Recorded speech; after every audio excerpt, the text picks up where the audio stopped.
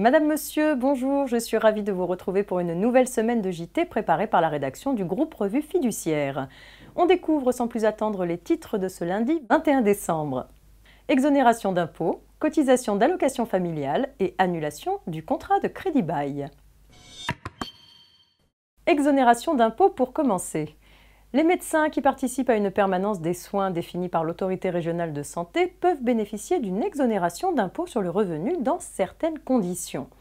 En effet, la rémunération perçue par les médecins ou leurs remplaçants installés dans une zone rurale ou urbaine déficitaire en offre de soins est exonérée de l'impôt sur le revenu dans la limite de 60 jours de permanence de soins par an. L'administration fiscale précise que cette exonération a un caractère personnel, elle n'est pas conditionnée par les modalités d'exercice de la profession ni par le régime fiscal dont relèvent les médecins participant à la permanence des soins, dès lors que cette permanence s'effectue dans les conditions prévues par la loi.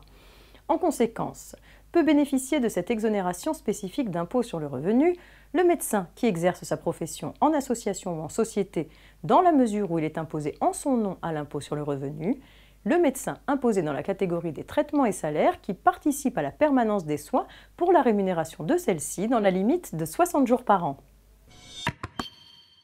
On poursuit avec un point sur la cotisation d'allocation familiale.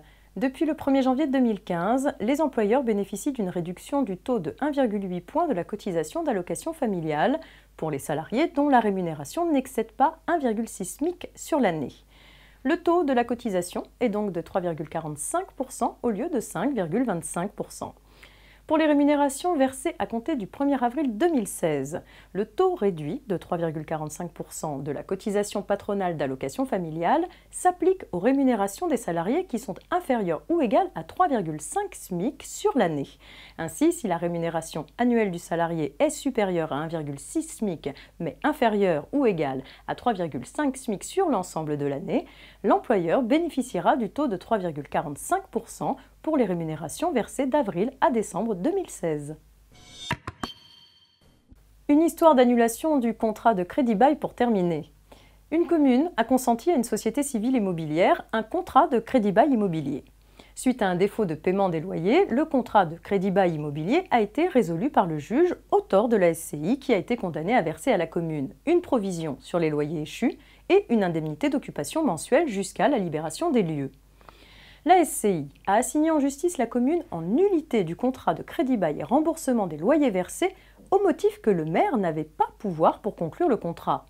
La commune, quant à elle, a réclamé le paiement d'une indemnité d'occupation pour la période antérieure à l'annulation du contrat. La demande de la commune a été rejetée par les juges, mais la Cour de cassation lui a donné raison. Si un contrat nul a été exécuté, les parties doivent être replacées dans l'état où elles se trouvaient avant cette exécution.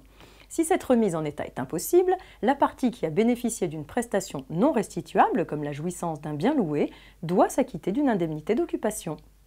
C'est la fin de cette édition. Très bon début de semaine à tous et à demain.